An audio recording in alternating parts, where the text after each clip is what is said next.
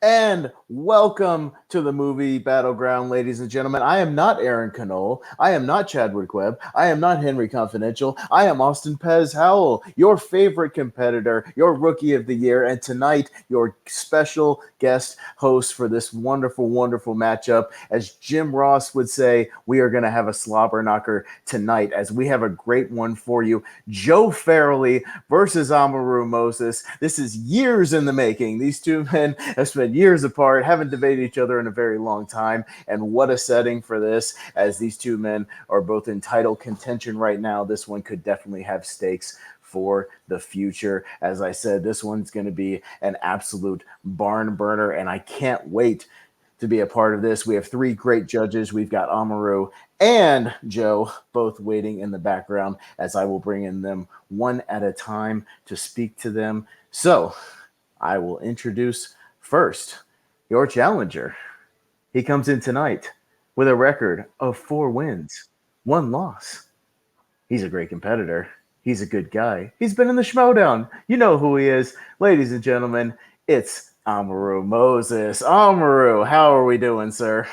I'm feeling good. I'm really excited. I love being on any stream with Joe at any time. Last time we debated was a couple of years ago in a different iteration of this thing. And we went to sudden death, blind round, or the version of blind round before.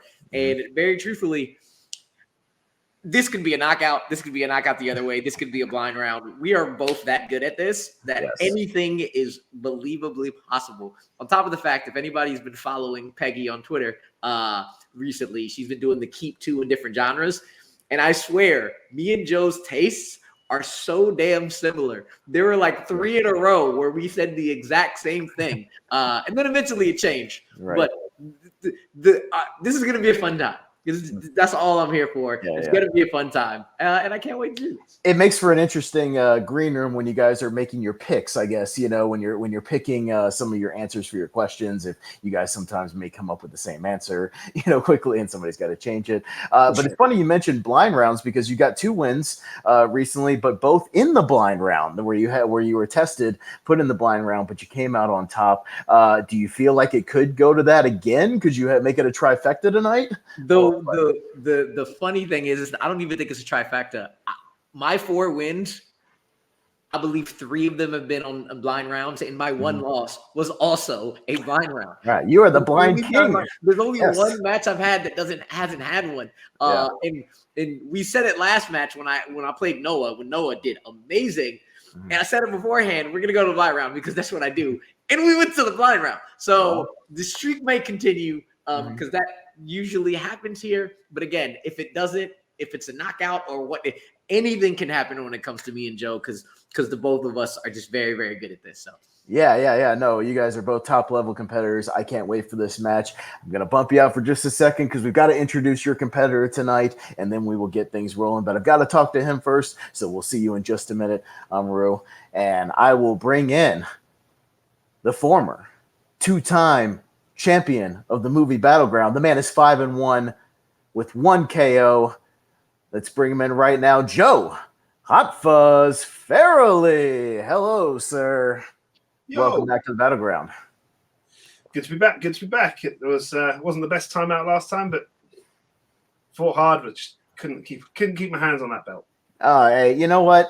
You've got no losses here. Really, I mean, you have 1 loss on your record, but you know, people tend to forget you had a 9-match winning streak, which is unprecedented here in the battleground. Excuse me. And you know, like I said, you're a former champ. You went toe to toe with Henry. You guys just really went in there and just throwing haymakers, throwing lefts and rights. How did that loss affect you? I know you really wanted to get that belt back here in this sort of rebooted battleground. Was it a little disappointing, or was it, you know, when you're fighting a competitor like that and you just have a drag out fight, is it you know, or are you just happy to put out a great match? I was happy to put out a great match. I think sometimes there's been a couple of matches where I haven't necessarily done the watches of the movies, but I've still managed to get out the wins, and I think I didn't do that for Henry with some of the ones I should have done, just to give myself a couple of better arguments. And I'm actually really happy with the choices and the questions here, because I'd seen everything that was and knew about everyone that was sort of coming through that's going to be argued about today. And also it's just great to have the Demolition Men back in TMG. I mean, Yeah, it's a great thing to see. Well, Amaru mentioned that you guys have a bit of a history. So when you heard that you were going to be fighting him next here in the battleground, and obviously, one of you guys a win here might lead to another title match down the road. Maybe a rematch for you and Henry, or if Amaru wins, maybe a match with him down the line. But fighting somebody that and you battled before, does that give you confidence? Does it make you a little shaky? What does it do for you?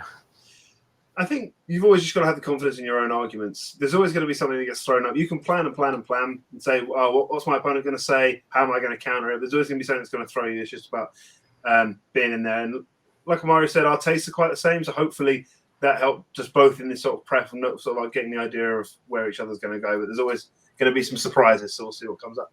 All right, sounds good. Well, let's bump you out just for a second. I'm going to run down the rules and let everybody know what's going to go down here. You guys know the rules. You've done this before. You're no strangers. But I'm going to bump you out and give everybody the rundown, and we'll get you right back in here and get this thing going, sir. Can't wait. All right. All right, folks. That's going to be it for now. We're going to move over to our rules. So what we have here tonight, you guys know how it works. If you've seen the Battleground before, it's a best of 5 rounds. First player to 3 is going to take it. If you get 3 points in a row, it's going to be a knockout. And if we have a tie, if we have a 2-2 tie after the 4 rounds, we go to something that Amaru mentioned he's very, very familiar with, that dreaded blind round. It could happen tonight. I sense it might happen tonight, but we shall see. And when we actually get into the round, stage 1 will be an opening argument of 60 seconds. Each guy will have a chance to lay it on out. We will move on to solo pitches, 2 minutes apiece. They'll get to lay out those arguments. My favorite part, the 4-minute open debate where they get to go toe-to-toe, and the final part is the 60-second closing argument. So it's going to be something. I can't wait for this. Let's get these guys in here. Let me remove myself because I'm not a part of this. As much as I'd like to make this a 3-way match and really hash it out and have a little fun and add a little spice to this, I'm not going to do that. So I'm going to bump these guys out, and we're going to get things going. Now, we do have a little bit of an old school timer tonight, so I will have to sort of add this in. Apologies for that, but we were going to do what we do. Have to go a little old school tonight. I mean, I'm a first-time host. What are you going to do?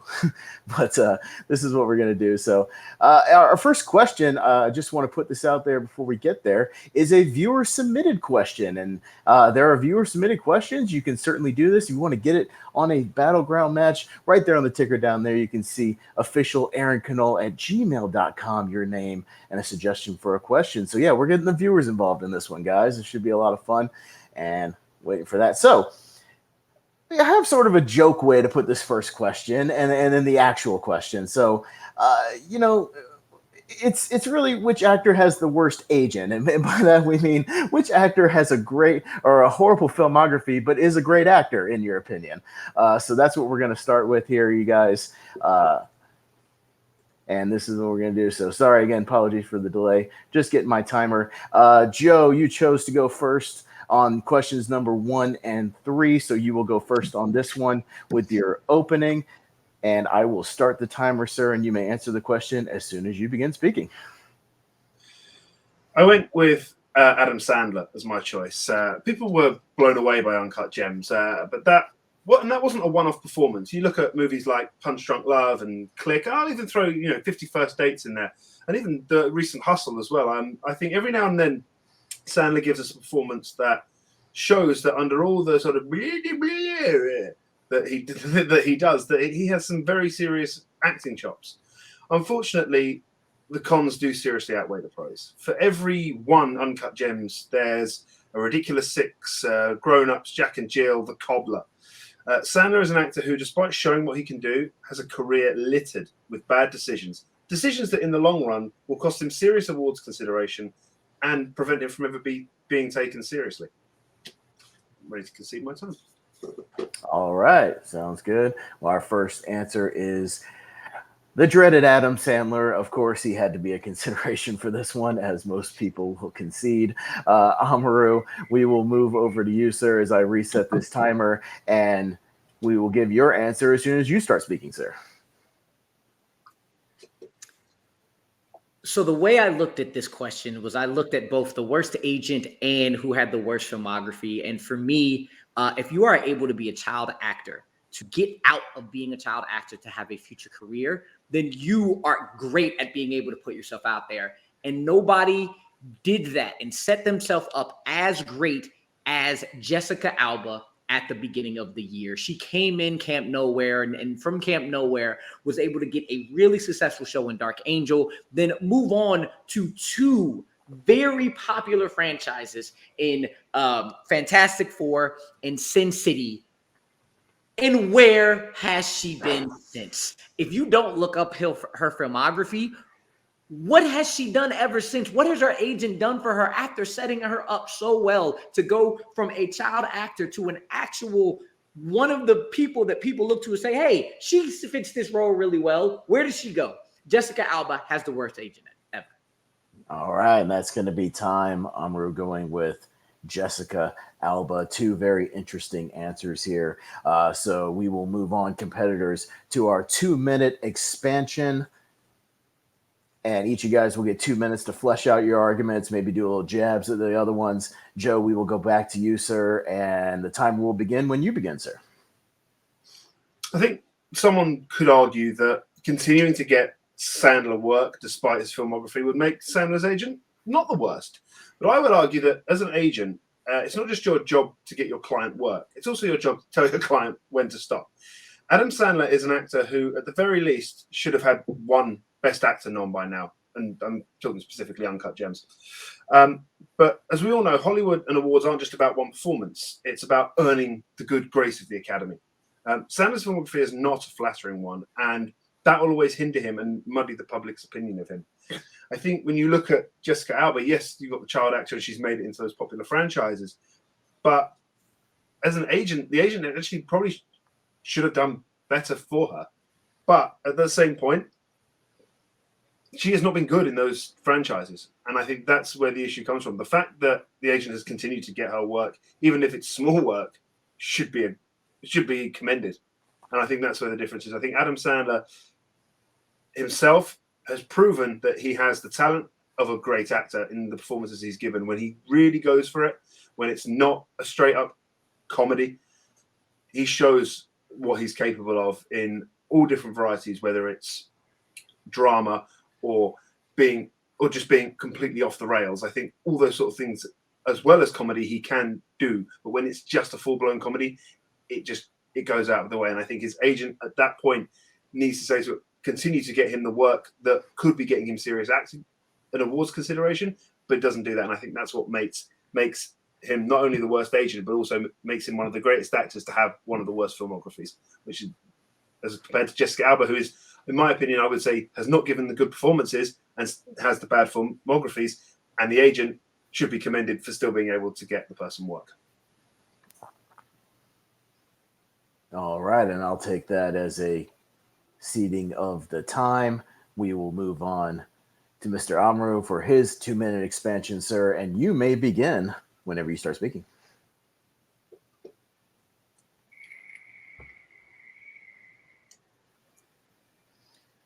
Look at the trajectory of someone like Kristen Stewart.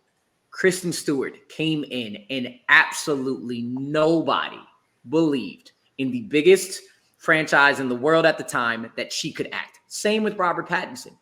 But eventually, agent got them the roles to show them they can go and they can actually do more than they have. Jessica Alba was great because she fit the role that she could do. She could do badass. If you've seen Dark Angel, she does an amazing job in that show. She fits a pretty damn good Sue Storm to be able to be romantic sidekick or within a group. And she went right back to badass in Sin City, and she fits the rom-com realm. She can continue to have a great career, just like J-Lo had a great career, and then eventually show that, hey, if you actually give me the opportunity to show a role more than what you've given me, I can succeed. She has never been gotten that opportunity at all, even though Fantastic Four and Sin City are 2 of the biggest franchises with really either good campy movies that show she can fit in there, or really good movies like Sin City. But after that, after 2014, her agent gave her nothing, absolutely nothing. And her filmography from there is absolutely horrendous. Here's the thing with Adam Sandler. You cannot say he has an overall bad filmography when he is always able to come back throughout his entire career with amazing stuff. He starts off with amazing comedies, and then he has some comedies where you're like, what the hell is this? But then comes back with Punch Drunk Love. Whatever that movie is, because I'm not going to try. I'm wasting my time. Then he has another slew of comedies that don't work, then comes out with Uncut Gems, and now recently comes out with Hustle. If you continually over your career say you crash, but given the opportunity to come back and show what you're worth, that filmography is not as horrible as somebody who's lost it for 15 years. And that is time. All right. That's the music for that, man. Sorry. Well, sorry. That is my personal phone timer, so I don't have to continue looking at the other screen and I can enjoy the debate. So my apologies for that. I will be sure to mute that. Again, we're going old school tonight, ladies and gentlemen. My apologies. But here comes my favorite part of the debate. It is now time for the 4-minute open discussion / debate. If both gentlemen are ready, I will start the timer when one of you begins to speak. I think Jessica Alba's agent is a bit of a genius. I think, given especially the recent stuff, I would argue she's never been great, and her filmography is average at best. And the fact that agent has still managed to continue the work coming, I think that's a pretty good thing. Her highest rated movies, have her in supporting roles. Never Been Kissed, she's 19th billed, and Sin City, she's only a very small role, coming in and out. She may be 4th billed in it, but she definitely isn't the most, the 4th most appearing cast member of that movie.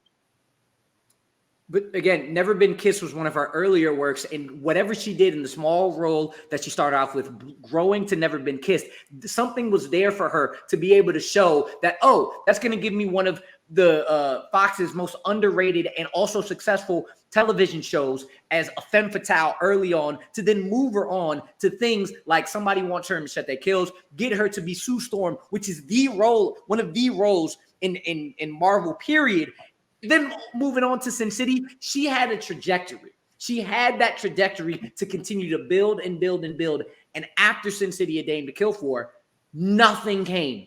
Absolutely nothing came. And her filmography just got worse and worse and worse. You cannot call that the worst filmography for Adam Sandler, where no matter how many times his stuff misses, how bad it can get, his agent and himself continues to come back with roles where you can say, after 3 years of bad, here's something that's amazing. Here's the next thing that's amazing. Here's the next thing that's amazing. It can't be the worst when you continuously can come back with something that people argue is Oscar worthy and is one of the biggest snubs of all time, no matter if the Oscar and Academy is absolutely stupid for not nominating him for it. Well, I think if you look, you say, Never Been Kissed being an early role, and maybe, but it's still one of her highest rated movies, and that's why I lean into it. But also the stuff like Dark Angel, where she got to be the femme fatale. Also, she kind of had that in Sin City as well. And I think that's where you maybe have to judge the agent a little bit harshly, because there's no shame in admitting that this is the thing I'm good at. I should stick with that. I know I'm decent as a singles trivia player, but I'm going to stick with a geek because I'm really good at it. And it's the same. The agent should be saying, take the femme fatale roles. You've done it. You're good at it. You get high ratings for it. You're going to be recognized for it. Continue to take them instead of putting her in these other roles that clearly she's not fit for. She's clearly a fit for femme fatale. So why hasn't she been showing that? Why hasn't she been given the opportunity? Because the agent hasn't been looking for those roles. She's been trying to get the roles in the wrong movies. Exactly. That's why he's the worst. That's why he's the worst agent. That's why her filmography is worse overall. Whereas in Adam Sandler, whether it's him or whether it's the agent giving them roles that are like, this is bad, they always come back with things that are in the top 10, top 5 of people's movies every year they come out. And if you can continue to just come back after loss after loss after loss, that can't be the worst. That can't be the worst agent, because one way or the other. It can't be the worst filmography when you have great films in between, or the agent is doing something and convincing people. Yes, he did this bad, but put him in here and let him show what you can do, and he gets the opportunity. Jessica Alba has not been given the opportunity. But as an agent, I believe it's Adam Sandler's agent's role. So you've got to look at the legacy. The legacy is such a big thing, because these films will stay around after this person has gone. And in this situation with Adam Sandler, he's constantly remembered as a joke. He's had that punch, and it's always he's always the punchline in the end. He comes in with a punch and ends up being the punchline, and that's not what you want as a legacy as an actor. What you want is you want something to be memorable, saying, yes, this is where I was at my best. This is where and I had a slew of these. Look at all these successes I had, but it's not. It's always I did this and then I let myself down constantly. I'm making these movies like The Ridiculous Six, like Jack and Jill. Jack and Jill is one of the biggest punchlines in recent years of movie history, and I think that's why his agent is poor. He's not recognised where he's been talented and continues to get those roles. And that is time. Again, a great, lively debate there. Very happy with that. I feel like there's going to definitely be some fireworks here going into this one. So, but now we have to go to our judges and see who won. Oh, excuse me. Now I'm going to the judges. My apologies. Again, I'm a great guest host. I apologize. You know me. He'll edit that out. We'll edit it out in post. Sorry about that. Oh, you guys still have a closing argument. Of course you do. So that's what we're going to do now. We're going to go back to Joe for his closing argument. You each have a minute. Joe, we're going to go to you first. Again, my apologies for the snafu. Joe, you have 1 minute for your closing argument to round it out whenever you start speaking. Adam Sandler has proved that he can be a great actor, but his filmography is only sprinkled with great movies. That's on him for choosing the projects he does, and on his agent for not telling him no enough to get him more, and not getting him enough roles for him to flex his chops. Jessica Alba is an actress who has never given a great, memorable performance. It's always been a poor, memorable performance. And her movies are best known for being flops. Her agent is a miracle worker for still finding her work after all this time. After a constant slew of failures, to be able to keep those roles churning in, I think the agent deserves a lot of credit. With Adam Sandler, he's had the odd movie coming in where he's been able to deliver that real gut punch, that real sucker punch of a talented actor, but he always ends up being the punchline because he ends up in films like Jack and Jill, in films like The Ridiculous Six or Grown Ups 2, these films that just dampen any goodwill that he gives out, and that's on the agent for not telling him no enough, and that's on the agent for not finding him the right roles enough. He's done it, he's proved he could do it, but he's always let himself down. All right, that is time for Joe. We will move over to Amaru for your 60-second closing argument, sir, and the timer will begin whenever you start speaking. Quick response to Joe's final thing about Sandler's legacy. Sandler's legacy mirrors every single comedian who has done a slew of horrible comedic movies, and the actor and the agent say, pivot over to dramatic roles that are amazing. Eddie Murphy, Jim Carrey, Adam Sandler. They follow that legacy where they can screw some stuff up, but give them the opportunity and they will shine, and he has. Jessica Alba has not been given that opportunity. And in 14 years, she has not been in anything that you don't know that without looking at IMDb. She wasn't given the opportunity like Kristen Stewart, like J-Lo, to move from the Twilights, from the regular old rom-coms and say, hey, let's give you this role. Let's find this role for you to show that you're more than what you're already given. She had that trajectory going from child star to TV star to two of the most popular franchises, one already known and one brand new. And she had that role. She had that line set up for her, and her agent got her nowhere. All right, and that is time. And we are actually done with this one with our competitors. My apologies for the snafu. First-time guest host. What are you going to do? But, yeah, this is going to be a good one. I can't wait to go to the judges and see what they think of this one. So we will back our competitors out of here and bring in our 3 judges because it's not up to me. I'm so glad I'm not judging this one. So we'll see you guys in just a minute and see what the judges think. All right, let's bring in our judges. We have Sean. We have Chris, and unfortunately, I think we lost Stacy. We're going to pause the stream. I'm here with our wonderful judges here tonight. We've got Sean, Chris, and Stacy. A lively first round, hotly contested. A great way to start this matchup, but it's not up to me. Like I said, it is up to y'all to see who overall won this one. Sean, what do you got first? Give me a quick reason why and who gets your point. So this was kind of a challenging question in the fact that there are technically 2 questions being asked when it comes to this question. It's not just who has the worst agent, but it's which great actor has the worst filmography. Since the entire debate leaned towards who has the worst agent, I think I'm going to lean more towards Amaru because he wound up really hitting on how bad Jessica Alba's filmography was.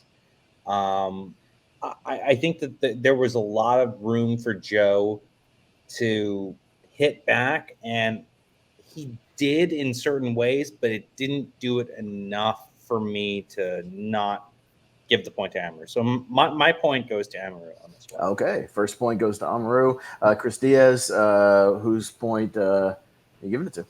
Yeah, I kind of in the same way. I would go Amaru. I went back and forth. I just think that 4 minute back and forth really helped Amaru win. Sergio had a couple of good points, but I think Amaru more focused on which agent he brought up. Jessica Alba at a career so far. Yeah, Amaru. All right, so that's 2 points. So, Stacy, unfortunately, we don't need you for this point. It has been decided. We will hear from you next time. I certainly promise that. But the first point here will go to Amaru, as I will take out our judges here. I did not realize the question said great actor. You I just said actor. So I was like, oh, no, crap. Okay. All right, but a lively debate, or excuse me, not 1-1. What am I doing? We'll edit that out in post. My apologies. Little snafus. You guys both didn't get a point, although I would have given you guys both a point if I could. So yes, but it is this whole thing more pointless than it technically is. Right. Again, little snafus. I'm doing my best. You guys can forgive me. All right. So yeah, Amaru, you do get that first point out of this one for round number 1, but Joe, still plenty of time to catch up, obviously, as we move on to question number 2. And this is kind of one of those hypothetical questions we get here in the Movie Battleground every now and then. And so as I remove myself, there we go. No, not that one. Hey. I'm trying to take myself out of this. All right. Oh, that's right. Stop cam. Sorry. Okay, snafu. Anyways, we'll edit that out. So a little bit of a hypothetical question here in the Movie Battleground, as we sometimes have, and this one involves the future of the MCU, particularly the Fantastic Four, sort of a hypothetical acting casting question. And this is for both of you guys, obviously. If you were in charge of casting, if you were a producer, if you were Kevin Feige, who would you cast as the Fantastic Four for the upcoming MCU? You each had to pick different actors for this one. There could be no crossovers at all. So that's what we're dealing with for this question. And this time, Amaru, you get to go first. You're on 2 and 4. So you would get to go first on this one. And I will begin your 60-second opening timer whenever you begin speaking. When it came to the Fantastic Four, there are 2 things you need to hit with him. You need to make sure the actor can inherit the character, but you also need to make sure the relationships will work with those actors. So going through it, I started off with Reed Richards. You need somebody who is the smartest person in the room, but is a little bit awkward, but you still want to follow him, and that is William Jackson Harper from The Good Place. Next, you need Sue Storm. Sue Storm needs to be a badass, but more important than that, she needs to be the heart of the team. She needs to be the one everybody wants to go to. And for me, I have Lily James being able to do that. Next, Johnny Storm. Johnny Storm has to be the asshole who you think, who is charming enough that you kind of like, but you don't go all the way to love. He's not the one you bring home. And lastly, Ben Grimm. He's the everyman. He's the one that can pick up a firefighter outfit and go do what he needs to do. He won't take any shit, but he has a heart of gold. And for that, I have Alan Rickson of Raphael, Teenage Mutant Ninja Turtle fame. All right. So Amaru coming out strong with those picks, some good picks there. And we will move over to Joe for his opening segment. And Joe, your timer will begin as soon as you start speaking. So after 2 iterations of Fantastic Four in the last 20 years, it's time to find the one that will finally work. On the face of it, there's been nothing inherently wrong with the castings last time out, but it didn't work.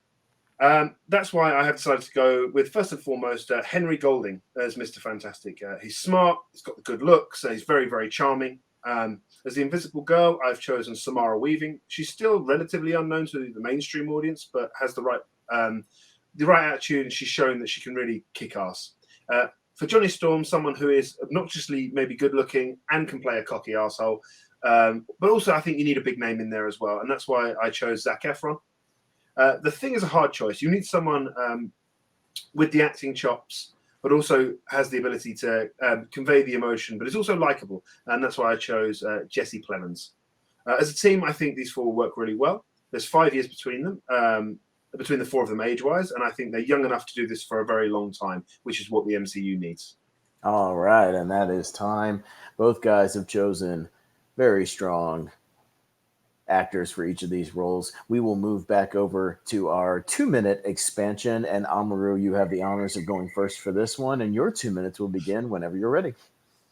So not only does all of my actors perfectly fit the characters, especially Alan Rickson, because he looks like the everyman before the Thing transformation. And if you've watched the new Teenage Mutant Ninja Turtles series, his voice work as Raphael puts forth that he's angry at what's going on, but he's accepting it, and he can work with others, and he can feel like he's the person to back you up, even though he won't take any shit. And that's why he works really well with William Jackson Harper's Reed Richards, who, again, the second he talks, he looks like he is immediately the smartest person in the room, but you want to follow his words. And he's a little bit awkward. So that works perfectly when you connect him with somebody who's as brave and as attractive and just homey as Lily James. You know he can work with another great lead actress because you've seen him in The Good Place working alongside Kristen Bell. And you know Lily James is the type to be able to, be like, how in the world did she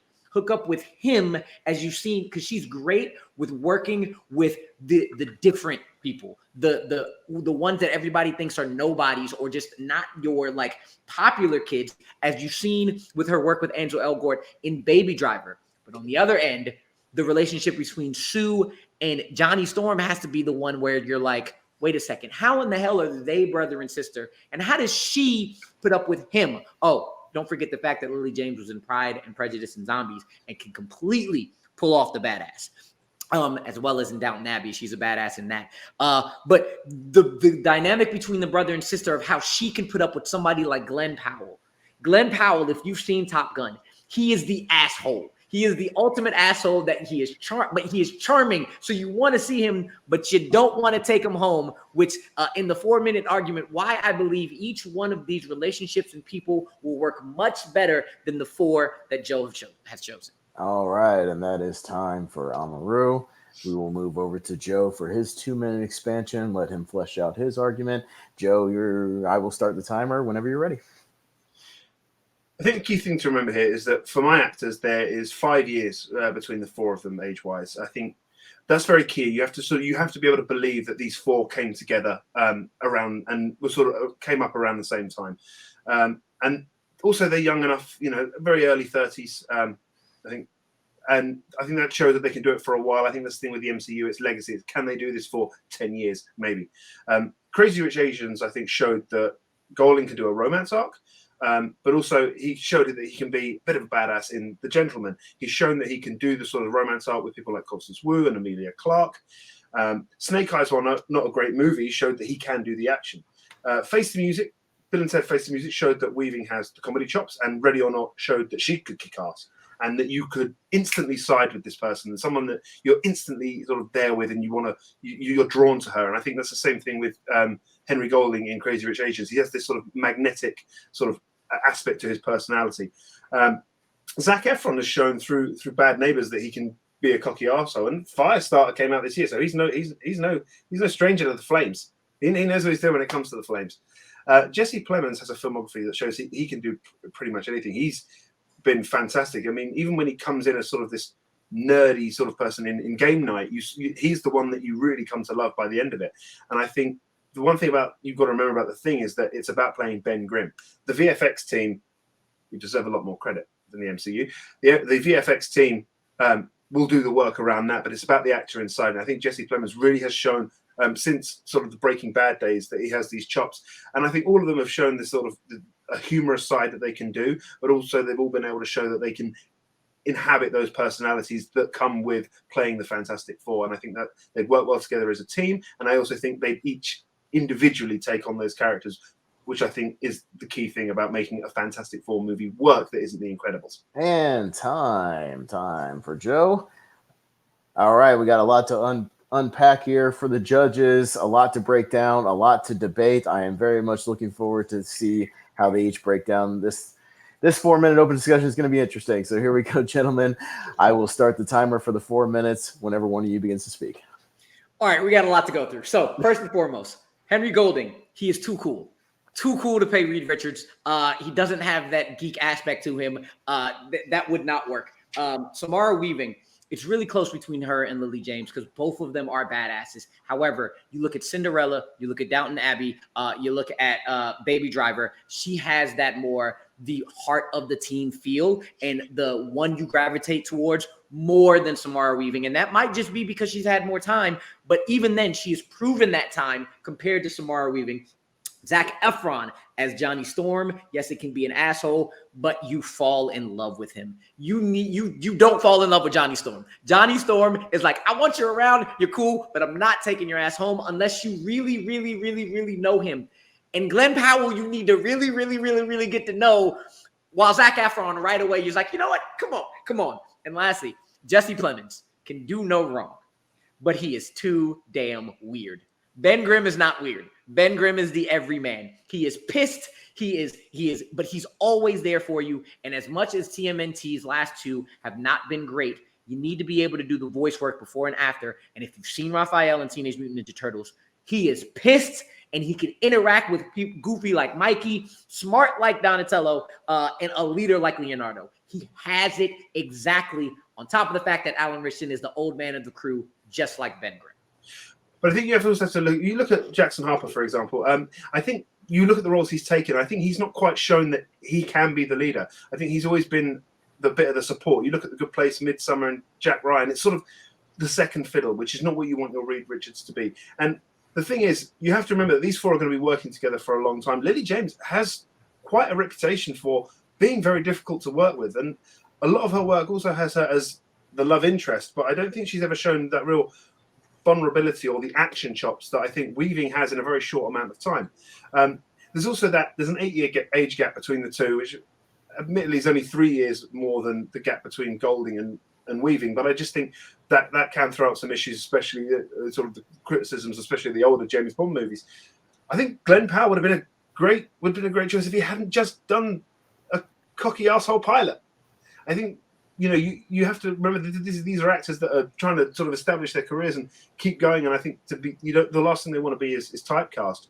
Evans was able to get out of it, but Powell won't have the innocent, good-hearted Captain America role to save him. And you say that you don't want to fall in love with these people. I think that was one of the key things, and two of the best come-outs of the Fantastic Four movies were Michael B. Jordan and Chris Evans, who you were both quite able to fall in love with despite them being cocky assholes. Alan Ritchson physically, I think, works really well, but I think there's a lot more to Ben Grimm than just that physicality. There's a depth and a real heart to that character that you need, and you need someone who can portray that. I think Ritchson is a Hulk, but not a Banner, and I think you need to have that balance between the Ritchson and the Banner, which I think Jesse Plemons will be able to get. The VFX team can take care of the hulking nature, but you need an actor who can portray the more innocent, tortured side of it, which I think Jesse Plemons has shown. So real quick, you don't want to fall in love with Johnny Storm immediately.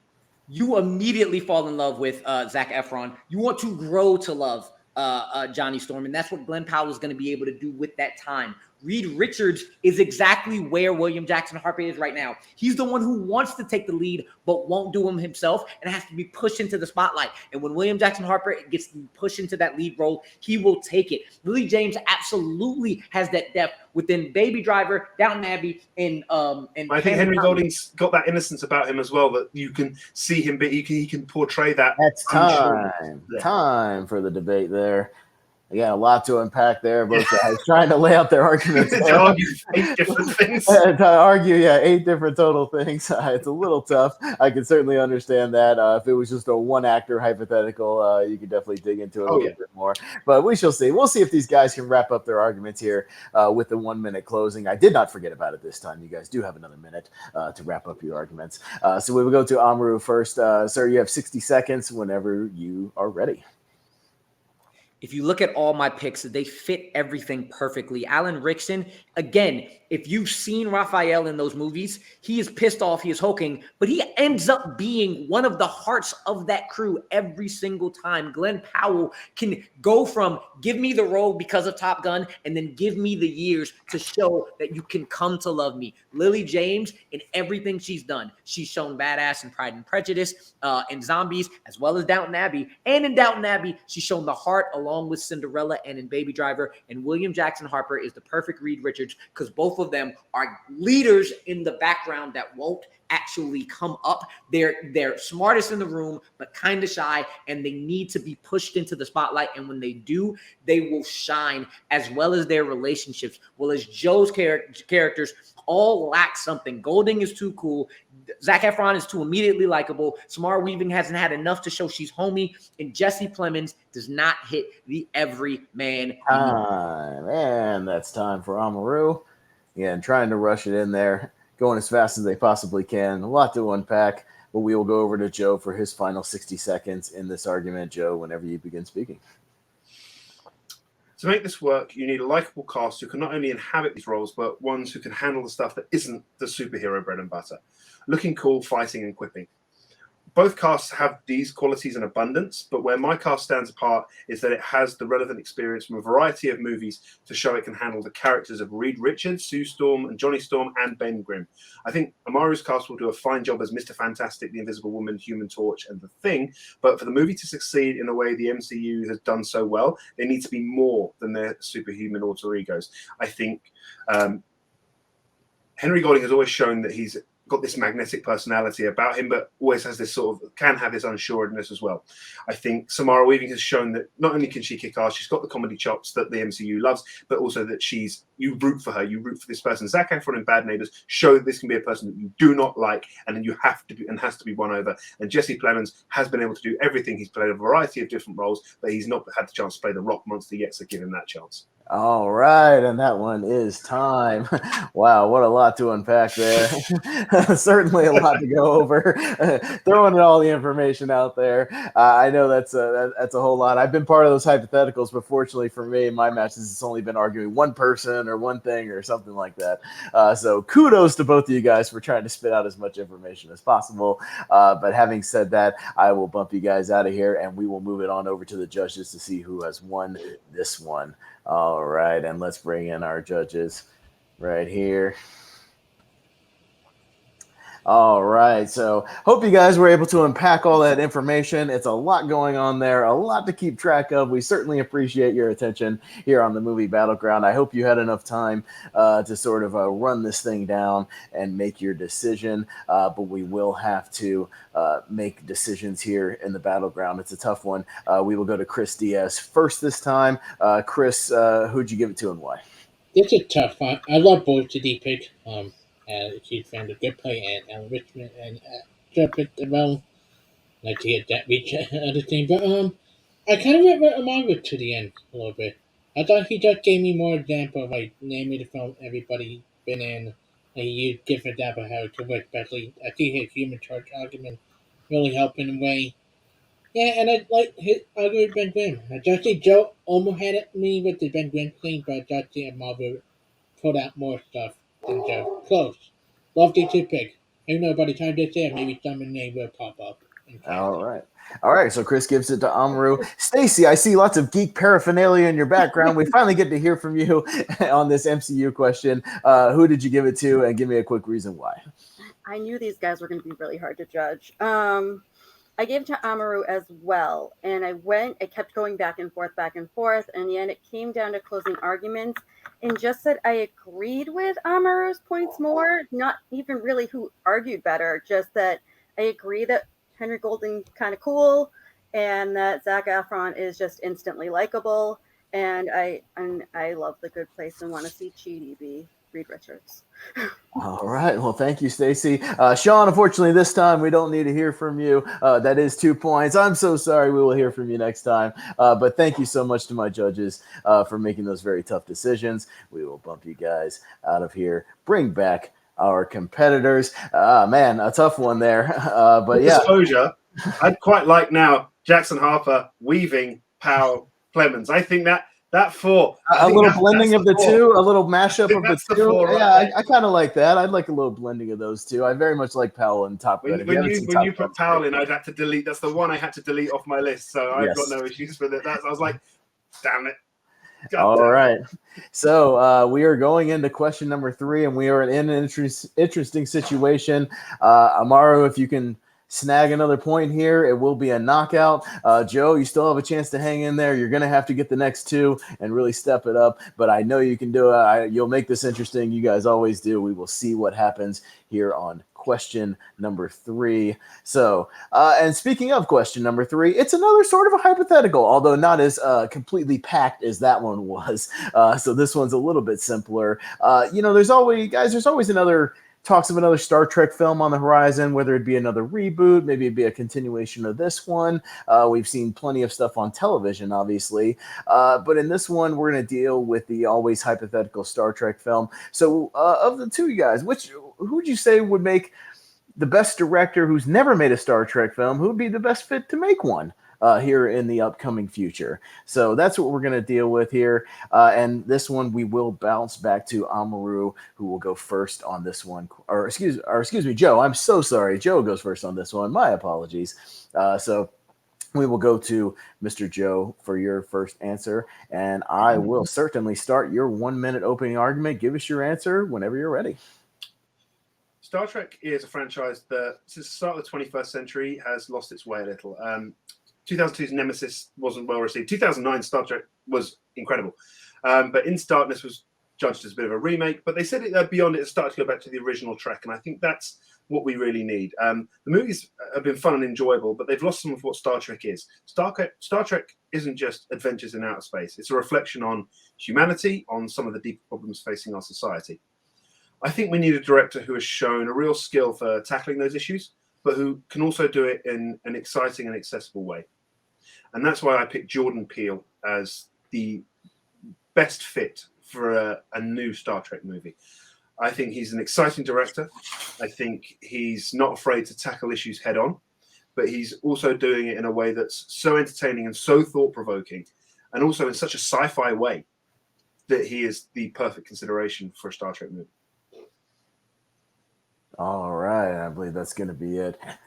Mr. Joe Farrelly picks Jordan Peele, a very hot director right now, and we will see what Amaru has up his sleeve for his pick. Sir, you may begin your arguments whenever you're ready. Star Trek has been going for a long time, and the weird thing about Star Trek is that within its sci-fi, it's really sci-fi action, but it's not really the straightforward action that you would see in some sci-fi. There's not many fights. There's not many like gun battles. The action that's really, really good and what makes Star Trek work is two things: the adventure aspect that brings action in it, and the ability to take an ensemble cast, blend them together, and no matter how small or big screen time they have, everyone's able to shine. And the only director that I can think of, let me just scratch that, because not the only, but the best director that I can think of that fits adventures you want to go on with an ensemble from top to bottom that hits every time, that is Steven Soderbergh. And I will elaborate more on what he's done and why in the 2 minutes. All right, sounds good. So Amaru picks Steven Soderbergh. Joe picks Jordan Peele, and we will now go over to our expansion period for your 2 minutes. Mr. Farrelly, you have the honor, sir, of starting with your 2 minutes whenever you are ready. Jordan Peele is such an exciting director. I think Get Out was an announcement, and I mean that in big capital letters, an announcement. And Us, while not as well received critically, was still an interesting and different movie. I think Jordan Peele understands science fiction. He understands its place in film as a way of taking a look at the human condition and using the future, space travel, new types of technology as a way of looking inward. And that's what Star Trek is. And that's why he's a perfect choice. It's not just his direction. You look at his producer credits, they show a skill of identifying the right projects to be attached to, things that announce your message, but also have that sort of sci-fi aspect to them. You look at Candyman, or Black Klansman, Hunters, The Twilight Zone. These credits sound like the credits of someone who is ready to helm a Star Trek movie. They're not just, if they're not sci-fi with a message, they are drama with a message. And they all have, you look at like Black Klansman or The Twilight Zone, these are things that have that ensemble in there. But I think to take Star Trek back to its roots, because that's one of the things they say, Star Trek Into Darkness was a poor remake of Wrath of Khan. But where Star Trek Beyond won people over is they said it started to feel like the old Trek again. And people liked it and people gravitated to that. And I think if you can do that with the next Star Trek movies, you can make people feel like it's the old Trek again. Never mind these people on Twitter who go, oh, Star Trek's gone woke. Star Trek's always been, had its finger on the pulse. It always has. And I think that's what Jordan Peele can bring to it. I think Jordan Peele can bring that important message with a sci-fi framing. And I think that's what he's best at. And I think that's where he'll do it. He's shown that he can work with a variety of cast members. It'll be a perfect choice. All right. Joe doing a good job of laying out his arguments there. We will now move over to Mr. Moses. Sir, you may begin whenever you're ready. When you look at the trajectory of all of the Star Trek films, the best, the ones that have hit the hardest are the ones that, again, have been adventures focused and ensemble focused, but is also taking the movies in a new direction. They got the old Star Trek with Beyond. Where are we going to take to match the comedic voyage home, the epic First Contact, and the change that the Kelvin series brought together? Who better to do that than somebody who's actually never been given the sci-fi aspect and is able to bring new life while also carrying what Star Trek is about? We know Steven Soderbergh can direct anything. He is the ultimate ensemble director with All the Oceans. He does great. He did great in horror with Unsane. He also pulled together Logan Lucky and Aaron Brockovich and Traffic, Sex, Lies, and Videotape. You want the human condition? Nothing like Aaron Brockovich, Sex, Lies, and Videotape, and Traffic say human condition like those movies. And you want to give him something new that you didn't think he could do? He knocked Magic Mike out of the park. Who thought this man could do a male stripper movie? So there is nothing that Steven Soderbergh cannot do. Everything with his movies are all about going on an adventure and allowing every single cast member to absolutely shine. And you know that within that, when he's given a directive to say we need the human condition, he's proven he can do the human condition. Jordan is amazing. However, is he the best fit? His directing has been hit or miss, even though all good. It's been, those twists kind of hit, they kind of miss. We haven't seen whether or not he's able to do straightforward sci-fi. Can he do it as well? I don't know. Time. All right. Both guys really laying out a case there for each of their respective directors. We will move over into our 4-minute open discussion and debate, and I will begin the timer for that as soon as someone starts speaking. Yes, Soderbergh has explored the human condition, but he's never really framed any issues within our sort of big issues around the society. I think with Soderbergh, yes, he's very good at directing those ensemble casts, and yes, he has forayed into that sort of horror sci-fi aspect with Unsane, but with Unsane it was one cast member, and I think that's the issue is where's the proof that he can blend those two together? We haven't seen it yet. What we have seen is that Jordan Peele, despite even his first movie, can manage a very talented group of actors in Daniel Kaluuya and Stephen Root and Bradley Whitford. He can manage all these sort of people together, but also produce something that's phenomenal. And I think and while also telling the message and giving that message that he wants to give across.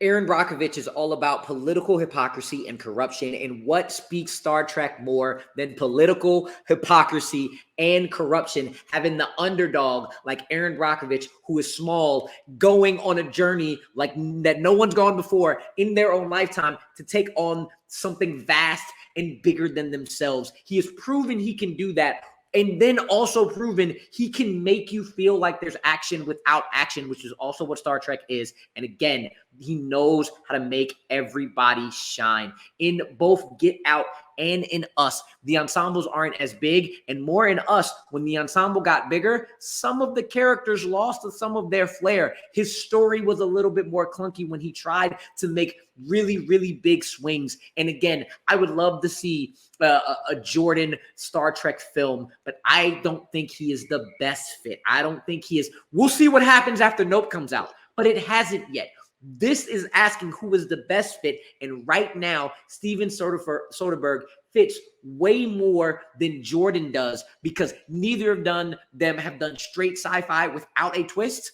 But Steven Soderbergh has shown that he has the ability to put all that together better than Jordan has at this moment. But I think with Jordan Peele, you also have to look at it's not just his directing credits, his producer credits, it's his ability to identify those right projects.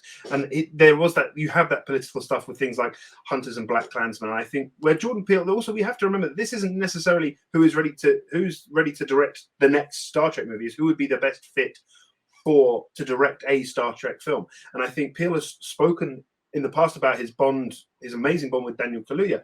And I think, that if he wants to take a reboot forward, that could be our new Captain Sisko for all we know. But it doesn't have to be a reboot. It could just be, there's so many different things coming out. You have Discovery, you have Strange New Worlds, you have these different aspects of the Star Trek universe. He can take anything from any one of those or create his own new one. And I think that's something that he's been very talented at doing. I think Soderbergh, despite his obvious skill with narrative structure and ensemble cast, I don't think he's someone who's ready to direct a Star Trek movie because he hasn't had that foray into overarching science fiction.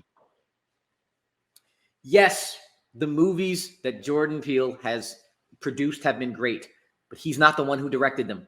He hasn't shown it yet. And you want to bring in cast? I'm sorry, but Soderbergh has worked with Cheadle, has worked with Clooney, has worked with Pitt, has worked with Julia, has worked with old and young continuously to bring in people that you love. And you say that Soderbergh has not shown that he's done sci-fi? Every new piece of genre that Soderbergh has done, he has hit. I'm going to go back to it again. And he's gone for a long time and hasn't tackled sci-fi. Maybe there's a reason for that. And the thing is, the reason Star Trek 09 was so successful is because you had a bunch of sort of new people and unknowns. And I think you don't need to go with an experienced cast. You can pick those unknowns because that's what made Star Trek 09 feel so fresh. But Soderbergh, every time he's given something new, he has hit it out the park. So why not give him the one thing he hasn't done? Because he's going to hit it out the park. You have to wonder why he hasn't done it. That is time for the open discussion and debate. Again, a lot of information, a lot of good stuff back and forth, but we will move into our closing arguments, see if these guys can wrap it up in a nice bow. Joe, you will go first, sir. And whenever you begin speaking, I will start your timer. Steven Soderbergh, despite his obvious skill with narrative structure and ensemble cast, is not someone who's ready to direct a Star Trek movie. He lacks any experience in the two main areas that make a Star Trek movie a Star Trek movie, and that's the sci-fi, and that's the making it feel really fresh, with something that's existing. Jordan Peele's first two movies and the upcoming Nope have those qualities. You can see the sort of the science fiction coming out and the way he works with cast and bringing these less experienced people to the forefront. He has the experience and the skills to bring Star Trek back to its roots while also taking it in an exciting new direction. Peele is the best choice to helm not just one Star Trek movie, but maybe an entire franchise, be it a Kelvin timeline, be it a Next Generation DS9 movie, or something completely new. I think you look at what Steven Soderbergh has done. Yes, he's taken on horror in Unsane, but that only had one big lead cast member. The rest of it was sort of background.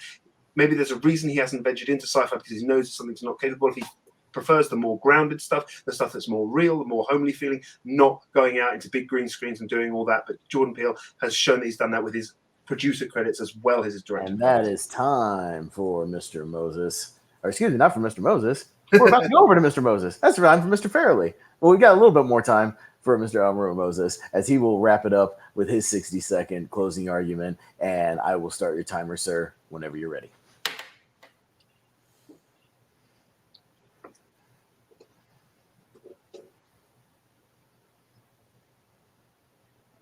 Jordan Peele would be amazing at directing anything. I want him to do anything, but right now he is not the best fit because we don't know how he can direct outside the twists and turns. And from his first movie to his second movie, the bigger the cast and the bigger the scope, it got a little bit more clunky. Get Out is really selective, while Us is a lot bigger, and the story and the narrative started to get clunky. Steven Soderbergh has had 20 plus years of directing under his belt, and every new venture that he's taken has gone to ultimate heights. If it's not a critical success, a financial success, it is a critical success. He's done it with big cast. He's done it with small cast. He's done it with new actors. He's done it with actors he's done so for years and years and years. And you want to talk about that he's gone to grounded places. Star Trek is grounded in the vast, vast world. That's what makes it so great. And again, like Aaron Brockovich and Traffic and other movies he's done, he takes big things, make them grounded, and make them feel real. Time. All right. Another great debate there for a third one. A little bit easier hypothetical, dealing with just one person this time instead of a whole big group of people. So I'm sure you guys at least appreciated that. Hone your skills right there. Nobody goes with the always rumored Tarantino? I never thought that for a second. Come on, Tarantino ain't directed no damn Star Trek movie for his 10th film. Come on, get out of here with that. All right. So I'm going to send you guys to the back. We will see what happens here with our judges. Bring you guys back in just a minute as I will bring in our judges for this one. We will bring in first Miss Stacy, then we will bring in Sean and Chris. All right. Again, really lively debate, a lot of information thrown out there, a lot of filmographies, a lot of hypothetical stuff, a lot of talks of genres. But this is what it comes down to. We go back to our judges. Miss Stacy, you have the honor this time of going first. And again, are you a Star Trek fan? I mean, lots of key stuff. Yeah, okay. Well, you don't have to be a Star Trek fan to be interested in this. It is the hypothetical. Maybe one of them got you interested. Who won this point for you and why? I'd actually love to see both of these directors do a Star Trek movie. I would probably watch either one. But this time, Joe gets my point because maybe there is a reason Steven Soderbergh hasn't done sci-fi. We don't know. Maybe he's not interested. Okay, short and to the point. Stacy gives it to Joe for point number one. We go to Mr. Sean. Sean, who won this one for you and why? I'm going to lean towards Amaru once again. And Steven Soderbergh has done sci-fi. He directed Solaris. It's a point that didn't get brought up, but Amaru's points about his ability to direct a cast that is, like ensemble more than anything else, that really hit for me. And not just that, I never felt like Joe hit back against a whole lot of what made Soderbergh the right fit for that. There were elements, once again, that Joe could have hit back on, but he just didn't. So I'm going to lean towards Amaru once again. Okay, Amaru gets the second point. It comes down to Chris Diaz. Who gets your point and why? I kind of gave it safety here. I went with Joe a little bit. I just felt like I think he just hit on Jordan Peele more, and I was hearing more for him, especially during the debate round, and he kind of counted a lot of argument. So I heard, besides the ensemble thing for Marvel, I wish I heard more about what Soderbergh could have done with like different ideas and just he could paint a better picture for me and me interested. All right, so Chris gives it to Joe, and with that, Joe hangs in there for at least another round, and we will bring back in our competitors. Gentlemen, man, it was real close there, coming down to the wire, but we do go to question number 4. I kind of secretly hoped we would, because I want to see this debate, knowing the questions a little bit in advance. But Joe, you hung in there, so you did get a point there, as I will actually, take a second. And we'll edit this in post-production to actually update our ticker so I can reflect that. That is actually 2-1 now. So yes, Amaru up 2-1 now, and we will go to our 4th round question here. It is going to be another lively one as we are going to bring up here a completely different topic, a little more of a straight movie debate here.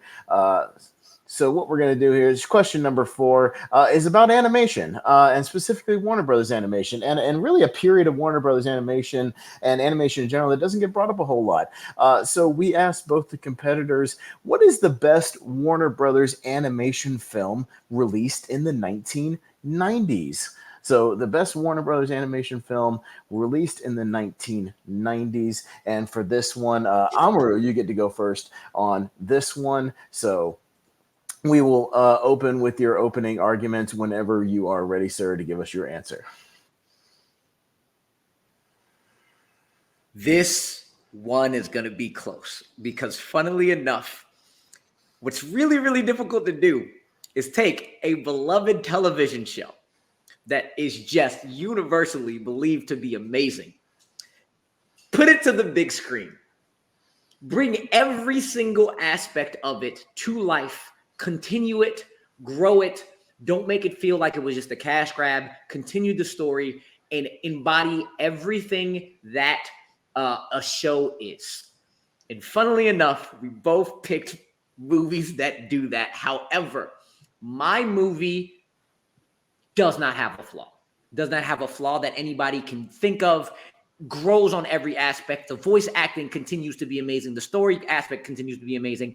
And you get to learn more about characters you've loved for years upon years upon years. So my choice is Batman Mask of the Phantasm.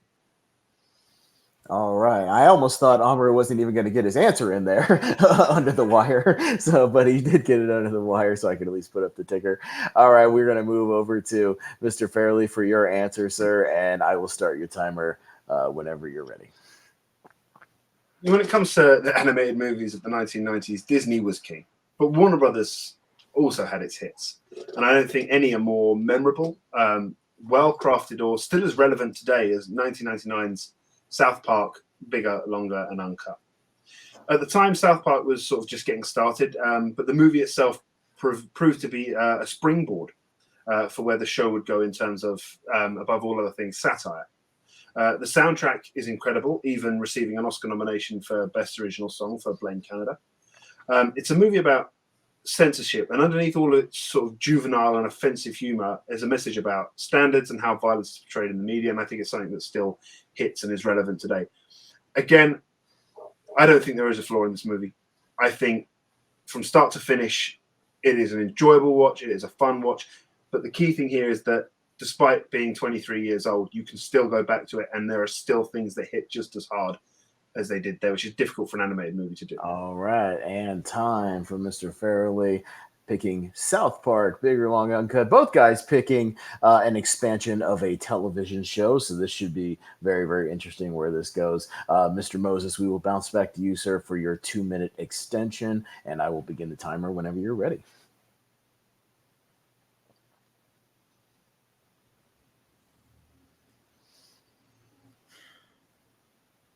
Mask of the Phantasm hit everything you wanted from arguably the best animated series of all time. Continued with the best voice actors when you come with Mark Hamill as the Joker, you come with Kevin Conroy as Batman, you come with Efren Zimbalist Jr. as Alfred, being as sassy as ever, and continues with the dark broodingness of Bruce, continues with a great murder mystery that you love from Batman. And the thing about Batman Mask of the Phantasm that makes it an elevation of the show, which puts it over South Park, was that we actually took the TV show and we learned more. It elevated and gave us more things that we did not know about. We learned more about Bruce Wayne and Batman within this because of the fact that the new character in the Phantasm and Andrea Beaumont was actually allowed us to build the world and build the life that is Batman and Bruce Wayne.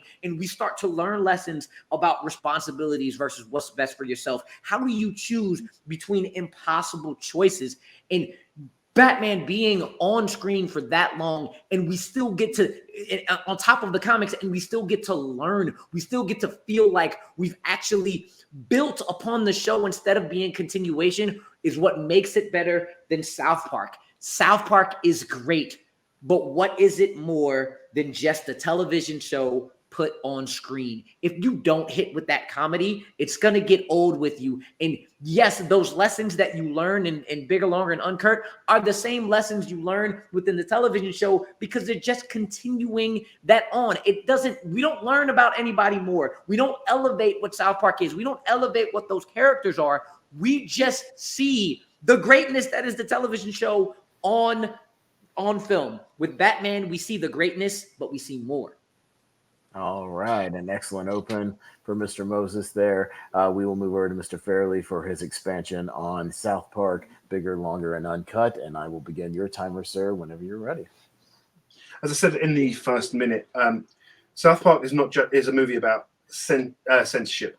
Underneath all the sort of the juvenile and the sort of the silly humor that that flows through the movie, it's a message about standards and how violence is portrayed in the media. It's not just a funny, entertaining musical. There's more to it. But even without that, South Park is still a movie that is filled with great humor, great character moments, and great music. Regardless of whether it's animated or not, South Park remains a real standout from the 90s, full of quotable lines and a story that still holds up after 23 years. You know, it's about picking those right battles. It teaches that message that are the things that we are fighting over really, really that important? What should we be focusing on? And I think that's a really important message. And I think that wasn't a message of the show in its early years. I think the movie proved it to be a springboard for the show as to where it was going to go. It was the jumping off point. It mapped out that trajectory that South Park was going to become this satirical comedy that would tackle the issue of the week. It built upon the show. It's not a continuation.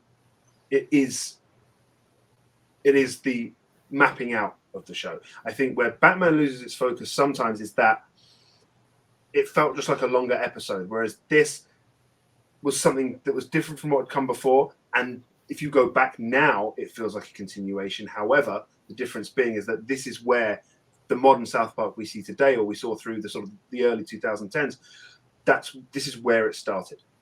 In the early 2000s, this is where it started. Whereas Mask of the Phantasm is just a continuation. It's just a feature-length episode. Whereas South Park itself is a design for where the show is going to go. And I think that, and the fact that it continued for so long after shows that it was the right direction and why it's the best because it's continued.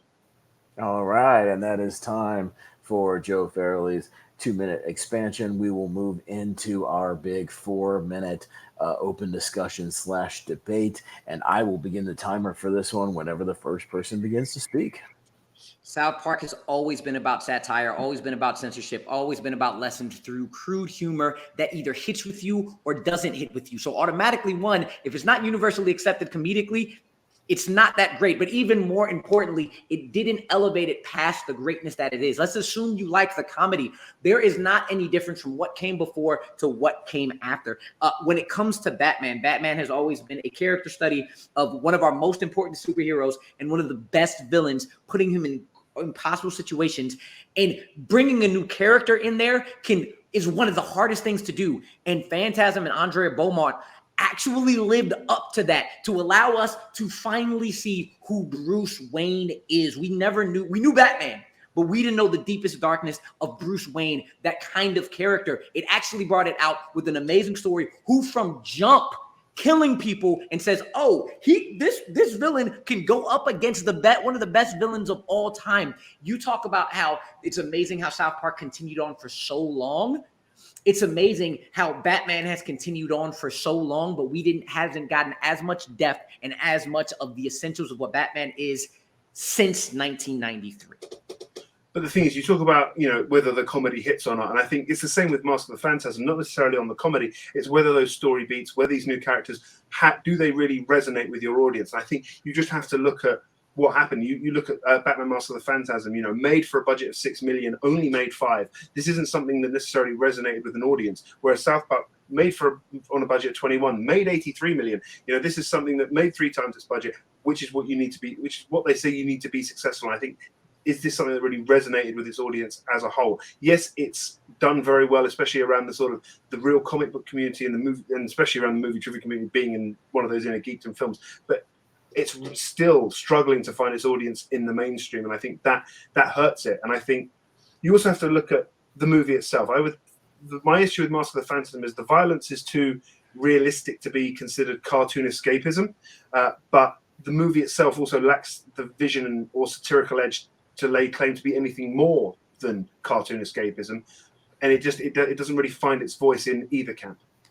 Batman killed off Bruce Wayne's parents. This is the least escapism cartoon of all time. On top of that, Mask of the Phantasm, pretty sure had a limited release, and money never matters when it comes to these arguments about which is better. This is why this debate is so close, because both are cult classics. Both can say are hit and miss, even though comedy is a little more hit and miss, but even take all of that out. That's why it is so close.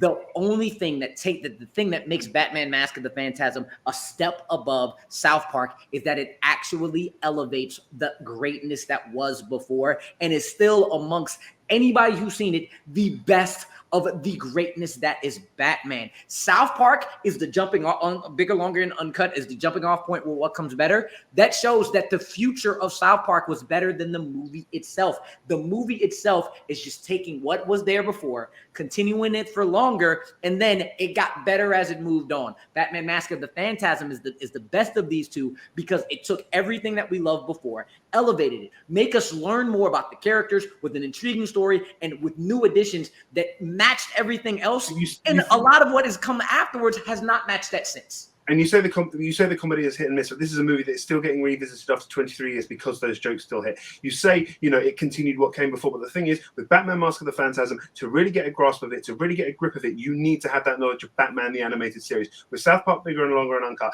this is a show that you can view without any prior knowledge of the show and still understand its message, still understand the points it's going to get across, and still understand the jokes, whether you've seen what came before, what became after, or just what's presented on screen. I'm on the 4-minute arguments. Excellent job, gentlemen. Another very entertaining and informative expansion and debate. We will move into our closing arguments for this one, and this is round 4. So these will be our final closing arguments, 60 seconds apiece for each man. We will go to Amaru Moses for your final 60 seconds whenever you begin. The hit and miss aspect of the comedy of South Park is a very small part of my argument, because when it comes to this argument, winning comes apart the small parts. Getting past that, South Park Bigger, Longer, and Uncut is not an elevation. It's not making it a better version of what came before. It's just a continuation of what is there. You don't need to go into Batman Mask of the Phantasm knowing anything, because it opens with the Phantasm. The Phantasm is the one that brings it in, and you're like, okay, who is this Batman that is coming in to solve this? Oh, I'm going to understand who they are, because now I get to know who Bruce Wayne is. Batman Mask of the Phantasm is just better than South Park Bigger, Longer, than Uncut, because they both do the same thing, where they take the television shows and they make great movies. However, Bigger, Longer, and Uncut is not an elevation of what came before and is actually worse than everything that came after, while Batman Mask of the Phantasm is the best, and it grew what we've loved for so long and hasn't been matched since. All right. Excellent wrap up there from Mr. Moses. We will go over to Mr. Farrelly for your final 60-second closing argument of round number 4 whenever you begin.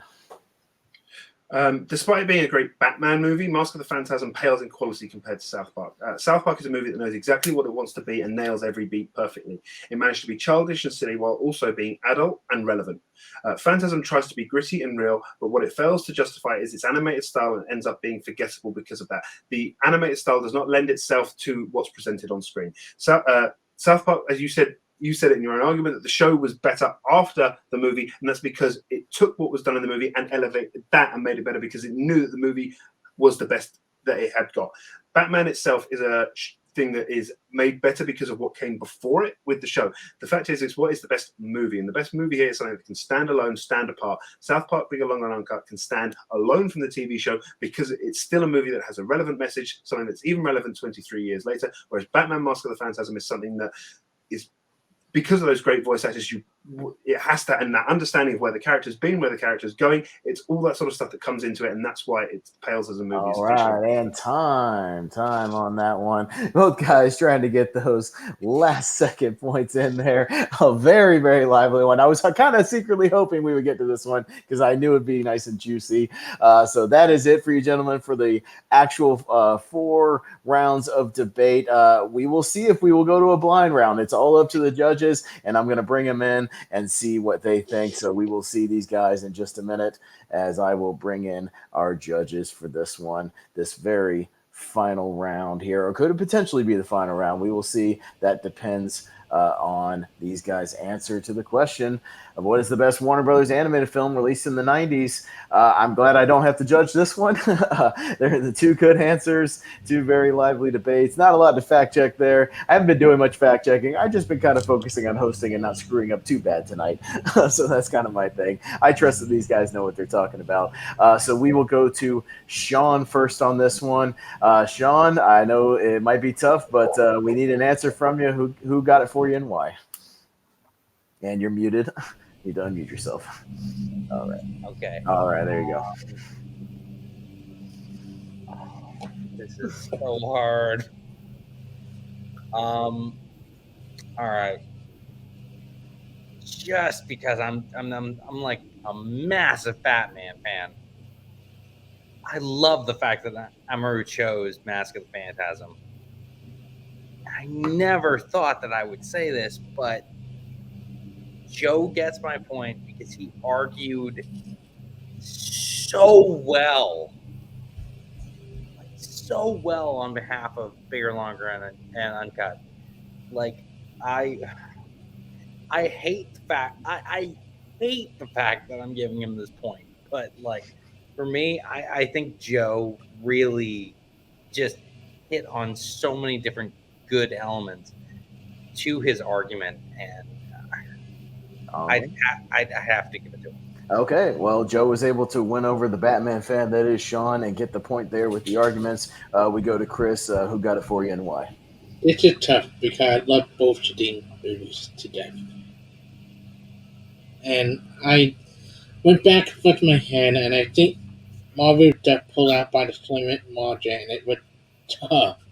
It was tough. I don't think Marvel counted every part. Joe tried to counter Marvel counted back. But bringing out the Phantasm, that you have to be the fan of the show, that you to go into the element of Bruce Wayne itself. And he just pulled out a damper after damper. I thought what Joe pulled more damper for the movie itself, kind of like Marvel did. I just by the slim margin. So tough because I love the movie to death. Okay, no, understandable. So Amr gets the point there. It's 1-1. And Stacy, I hate to do this to you, but it comes down to you. This could be the match, or this could be the blind round. It's up to your point here. I hate to do this to me too.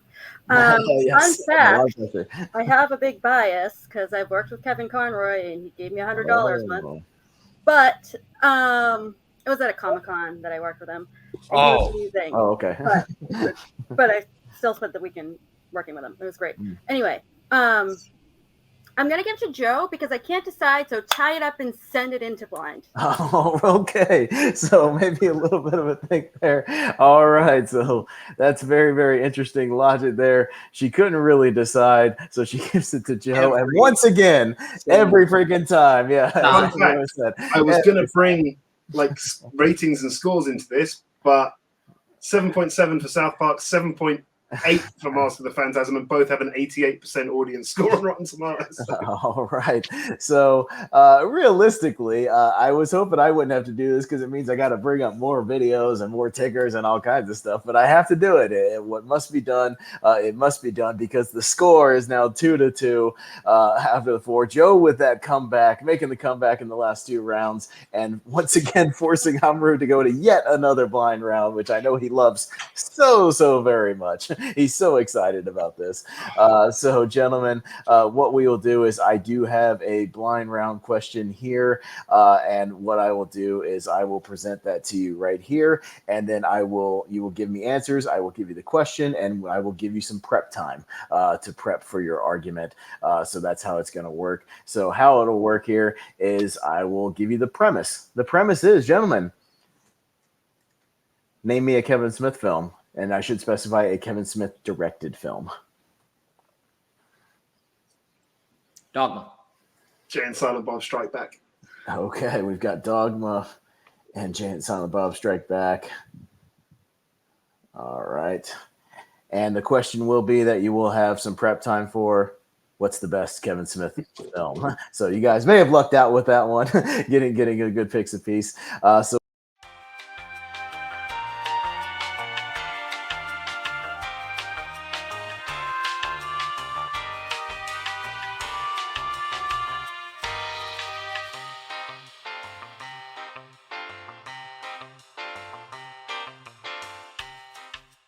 it has come down to this for all you viewers out there. Amaru Moses and Joe Farrelly have scrapped it out. And yes, as much as Amaru does not like this, it is going to yet another blind round. Round 5 of the movie Battleground works like this.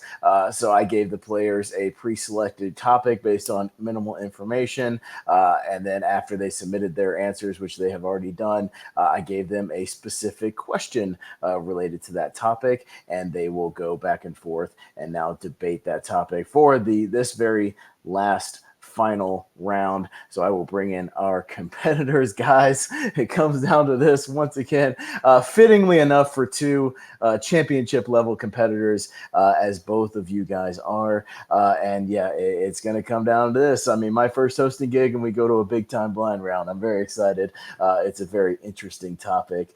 So we will go through with this. So just to let everybody know what happened, I asked our competitors to name me a Kevin Smith film. They both submitted their answers, which you'll find out in just a second. And then I gave them afterwards the question, what is the best Kevin Smith film? So they both had their prep time to get their arguments ready to go. So I will drop myself out, and guys, let's get ready to do this, the very final round of this competition. Let's get ready to roll here. I will pull up my timer for the last time here, and we will begin with, I believe, Amaru. So we will begin with Amaru on this one. Excuse me, I believe I'm all right, snafu. Sorry, we go with Amaru. Gotcha. We'll go with Amaru first. We'll edit that in post. So we go with Amaru first. His 60-second opening argument. He has pre-selected his answer. I will pop it up on the screen as soon as he starts talking about it. Amaru, your 60 seconds begins whenever you are ready for this blind round.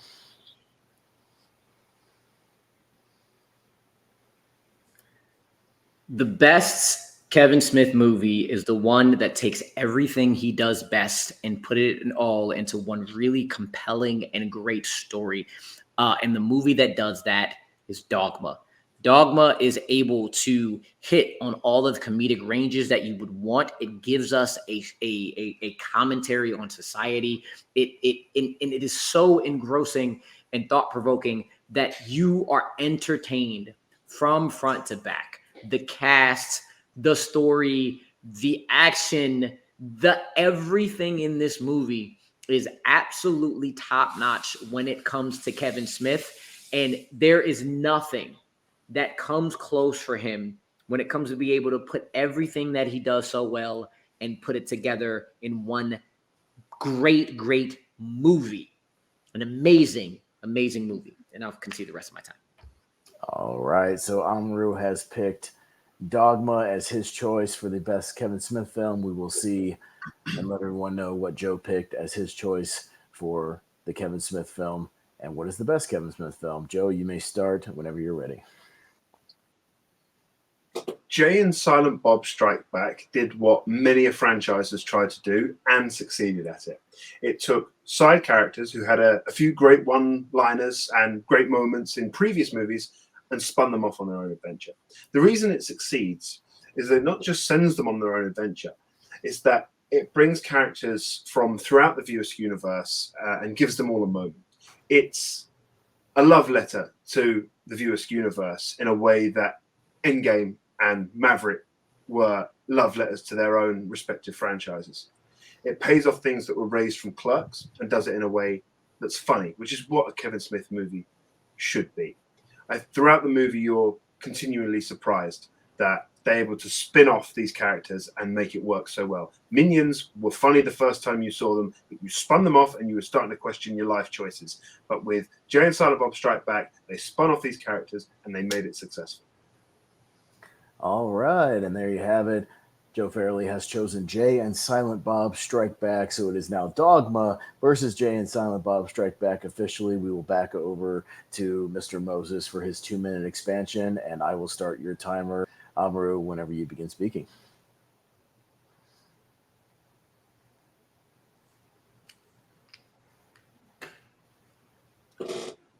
Kevin Smith has never been at his best than when at Dogma in every aspect of the word when it comes to directing. The comedic range that he is able to show. You get the stoner comedy he does so well with Jay and Silent Bob. You get the stand-up comic and jokes and punchlines with Chris Rock. You get the satirical sassiness of the greatness that is Alan Rickman.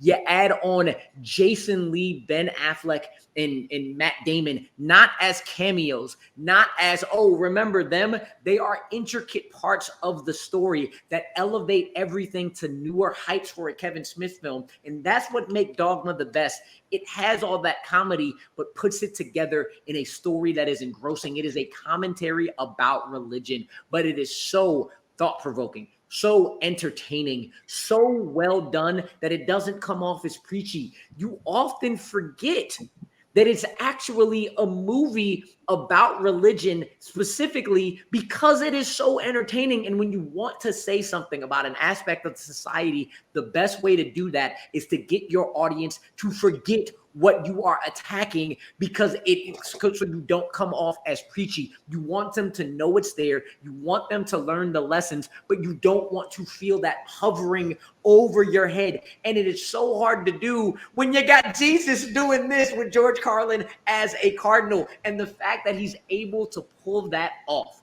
to have everything oxymoronically in your face for the majority of the movie, and you're not thinking about it because the story is so well done. The characters are so great. I think her name is Linda Fiorentino, does so well carrying the through lines with that ensemble that comes together. It is absolutely his best put together film with everything that he has done great. And Salma Hayek. All right, and that is it for Amaru Moses' 2-minute extension, ending on somebody I think we all love, Salma Hayek. But we bounce over to Joe Farrelly for his 2-minute extension, and we'll hear a little bit more about Jay and Silent Bob Strike Back whenever he's ready. Jay and Silent Bob Strike Back is a movie that works on its central premise and works on the smaller moments it gives you within that central premise. The movie continues to surprise with great cameos, even self-depreciating jokes, but callbacks, all while telling a coherent story from start to finish. And I know that this is a movie, despite being a spin-off, that you do not have to see the previous iterations to get. And I know this because Jay and Silent Bob Strike Back was the first movie in the Viewer's universe that I ever saw. It made me want to seek out the others. And despite the fact that the rewatches, the constant going through the Viewer's universe, this is a movie that I still come back to as my number one.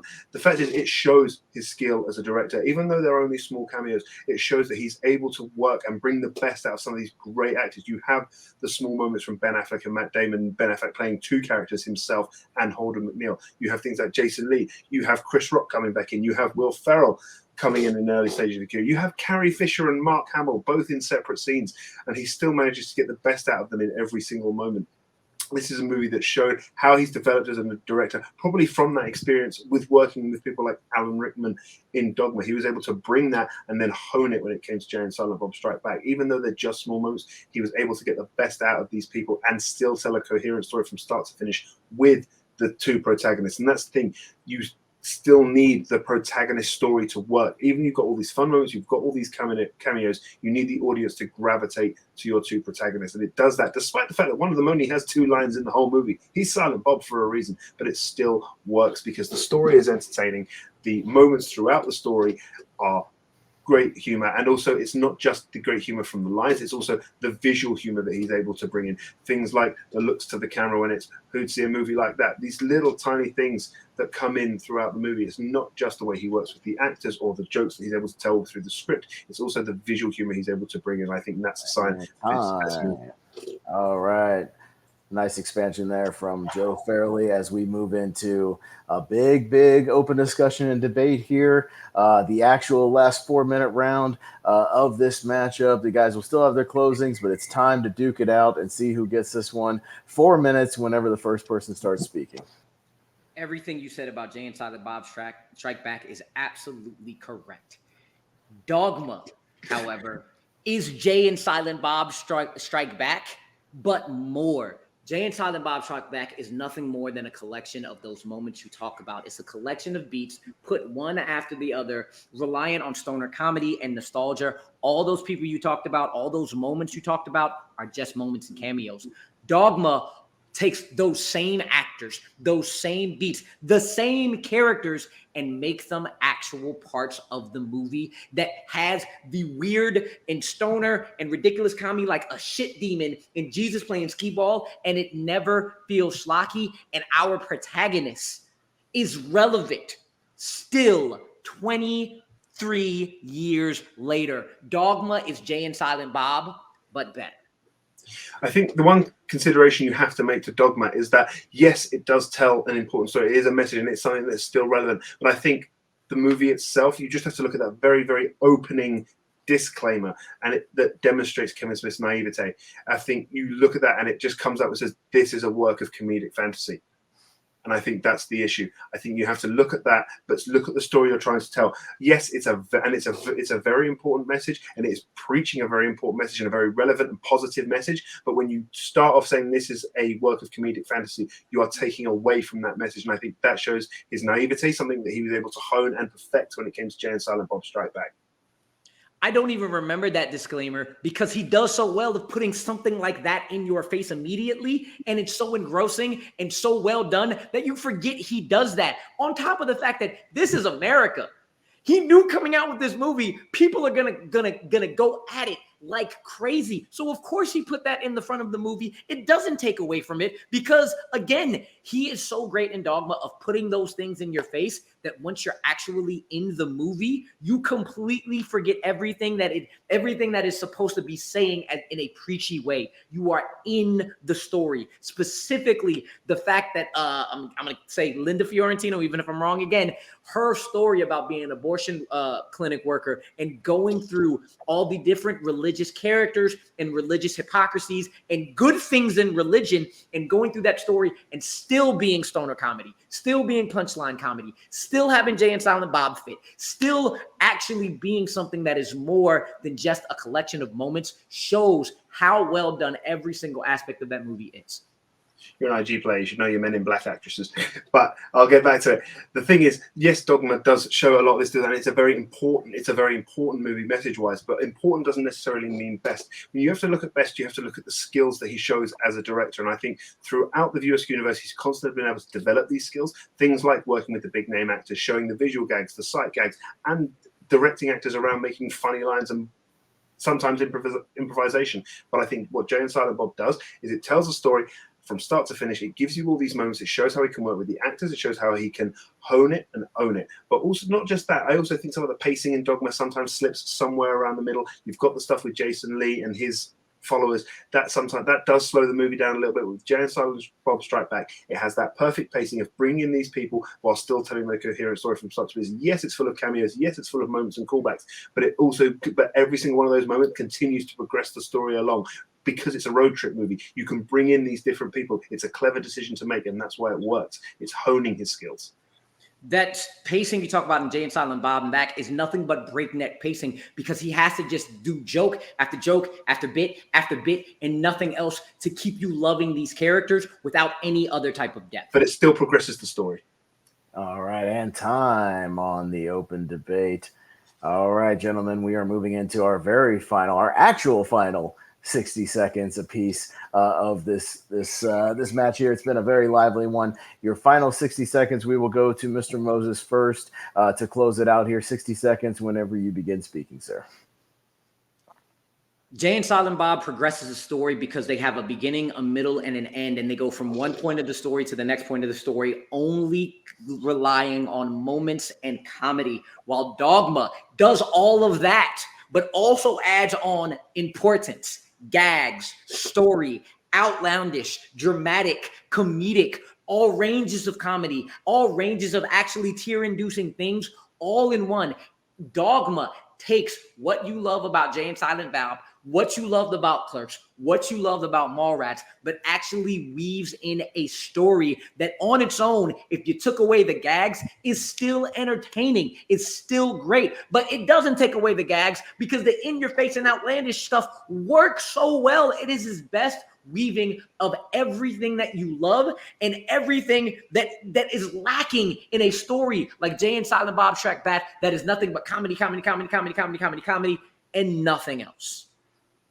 All right, and that is time for Amaru Moses. We move over to Joe Farrelly for his final 60 seconds of this blind round. I will begin the timer whenever you start speaking, Joe. Kevin Smith at his heart is a comedy director. I think Jay and Silent Bob Strike Back shows that he's been able to hone his skills through every single movie that's come before it, including Dogma, working with the big actors. He started it with people like Chris Rock and Alan Rickman and Linda Fiorentino in Dogma. He's been able to perfect it to work with people like Will Ferrell, Carrie Fisher, Mark Hamill, and all these, and Chris Rock again throughout Jay and Silent Bob Strike Back.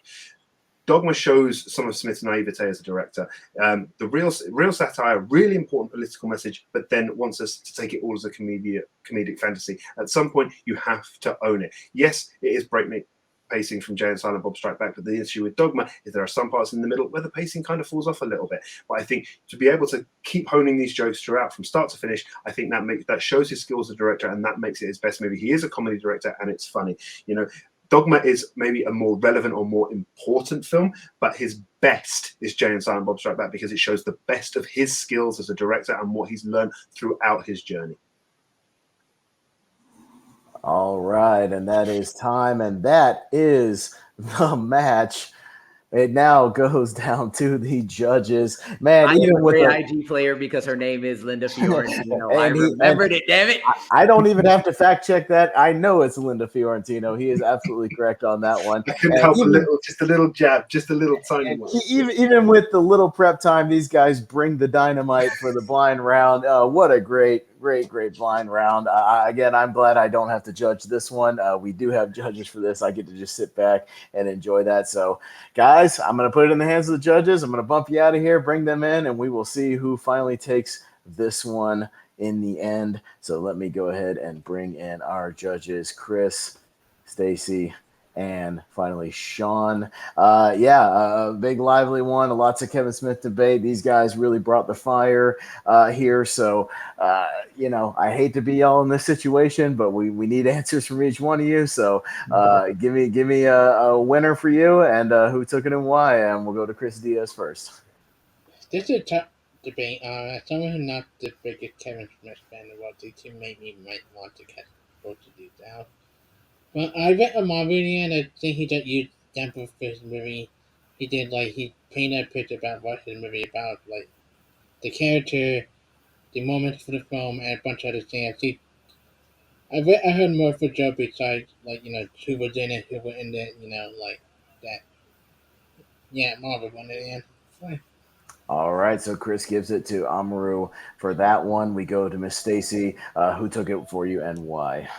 I don't know why I did this to myself.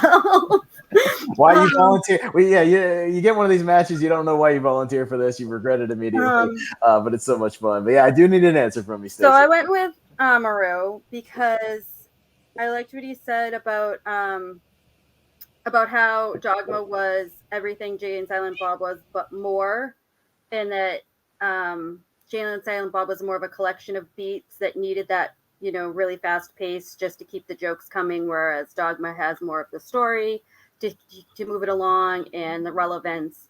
I went with Amaru. All right, and that's going to be it. Sean, thank you for your time, sir. I very much appreciate it. Thank you very, very much.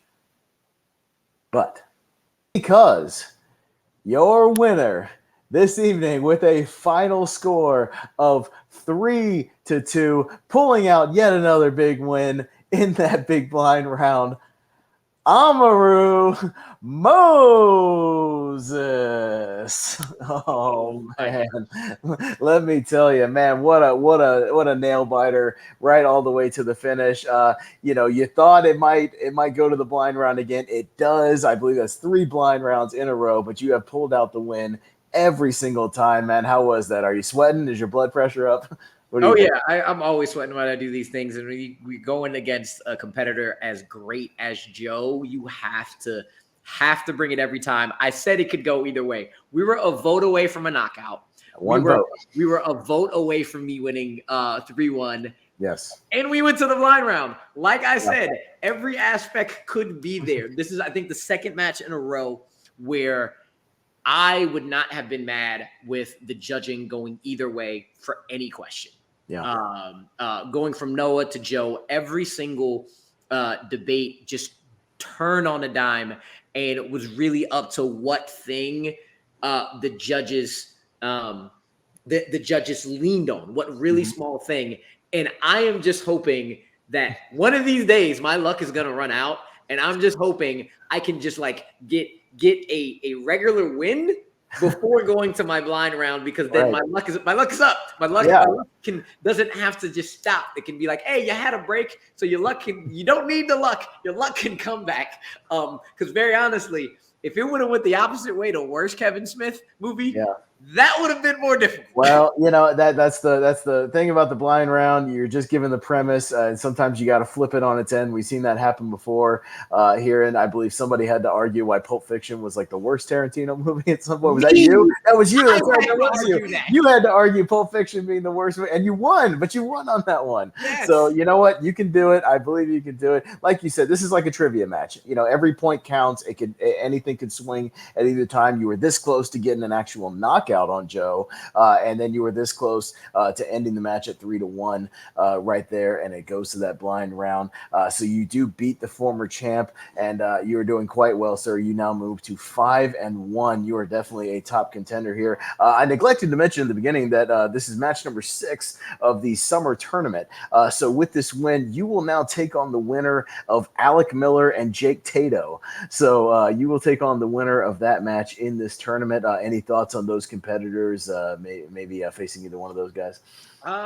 Both are great competitors, but not really. I beat my debate. I have 2 debating mountains. One is in another league that I got to get over. I had the opportunity to get. Joe was my other one. I've gotten it down, and it's a testament to Joe of how he's going from he was at 2-0 and a vote away to come back and bring it to the blind rounds. Yeah. So whoever's next, whether it's Alec or it's the potato. They've got the mountain to climb. I think they look. I've been bringing it. I'm going to continue to bring it, and I'd love to eventually get to Henry because I've never debated him, and that would be a fun. That'd be a fantastic debate that I would love to see. I face the man. It is really something. He's a tough guy. He's not unbeatable. He has been beaten before. Jay Burns took him out. And then Henry actually got back in to the tournament on a last chance thing against me actually, and then but then began that road and got the title eventually. So anything can happen again here in the battleground. The little turn of the points, the judging, anything can happen. Congratulations again to you, sir. This is a huge win for a great match, and we will see you again very soon, sir. All right, thank you very much. We will now talk to the former champion, Joe Farrelly. Joe, a tough loss right at the last second, but you played a heck of a game. You came back from a 2-0 deficit again, this close to a knockout. I mean, this close, 1 vote away, but you fought your way back all the way to the blind round and did a great job, sure. What are your thoughts on the match overall? It was a really great match. Root brought it as he always does. I had to fight hard. I had to dig deep for some of those ones. I mean, like I said at the beginning, you can prep as much as you want, but sometimes your opponent just comes out and swinging with points that you never thought of in your prep. And I think I'm sure I did the same to him, and it's a testament to his skill of how well he was able to combat those, especially bearing in mind we had 10 minutes prep time on that bonus question. I actually thought that was literally down to the wire. I thought thought we both argued it really, really well, and I think he rightly got the votes. I thought, Rue's a great competitor, and it's always fun to just get on a stream and just talk about movies, even if you're disagreeing with the other person's points, even if deep down you don't really disagree, because Glenn Powell's a great choice, and that was the one I was going for. I should have threw it in first, but never mind. Hey, but it's really something, Amaru brought out how literally anything could happen, but you fought your way back. Going into that blind round, knowing it was kind of your, either one's match at that point, do you wish you had done anything differently, or were you happy with the arguments and it just kind of came down to the judging? No. With the blind round, you say you've already made your choice, so before the question comes up, so you've just got to. It's all about how you can style it. If that had been worse, what is the worst one? I could have easily flipped a lot of those points around and changed it. This is a game about perspective and taking a different perspective on things, even if you don't necessarily agree with the points you're making. It's about how you argue it, and I think both of us showed really well why we're good at this, and why I'm the former champion, why Rue deserved to win this match. I think we both were able to show that really well, and it was. I just hope that people enjoy it. Yeah, no, it was an absolutely tremendous, again, like I said, championship caliber match. So with this unfortunate loss, you do have a couple of options, as I have here in front of my notes that Aaron has given me. A few options going forward. So there are kind of three ways the rest of your season can go. Option number one, people know you still have a champs token in your back pocket.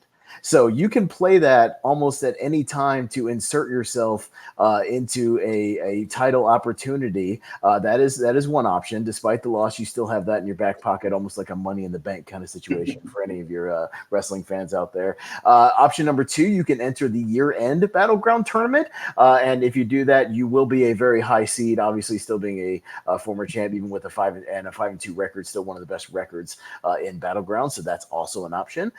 Or you can just take it one match at a time and just kind of play whoever you get seeded against, in which case you'll probably play one more match, just regular match here in the season. If anything sounds good to you, you can at least voice it here and see what happens behind the scenes. If not, you can just kind of let it roll. Anything look interesting to you? Well, right now, as people in TMG know, we have the Team Geek tournament going on, which myself, David, as Wookiee Mistake are going full on to try and win. And for those who follow all the other divisions, will know that there are going to be some other title defenses for me coming up. And I think the best thing right now will probably be just to take a step back, see what happens, and maybe go into that tournament. And if I lose any point in the tournament, throw the token in. Throw the token in. Hey, I like it. That's definitely a wrestling twist. I like it. I might want to see what happens with this current title picture and see who's at the top before I come. It might be good to get the rubber mat, get the decider for me and Rue. I've got one, he's got one. Yeah, it could come down to a nice rubber match. You could insert, maybe Amaru gets a title opportunity and you insert yourself and we have a crazy three-way match. You never know what could happen. I think I've got time for that. This is running at 2 hours, guys. Come on. Oh, yeah, I know. I got you. But anyways, we appreciate your time, sir. Thank you very much. All right, Joe, there goes Joe Farrelly. Amaru, again, gets the win, now goes to 5-1. What a great match. I certainly hope you enjoyed it. Thank you for putting up with me as your guest host tonight. A few little hiccups here and there, but I certainly enjoyed it, and we'll try to do it again. That's going to do it tonight for the Battleground. Just a reminder of a few other matches that are going up. Myself, if you want to see me debate myself and John Maher, is up on the channel at this time if you'd like to see that. And again, stick around for the rest of that summer tournament. So for myself, Austin Pezhal, our great judges, Amaru Moses, Joe Farrelly, competing in such a great match tonight. We thank you for joining us in the Battleground, and we'll see you next time.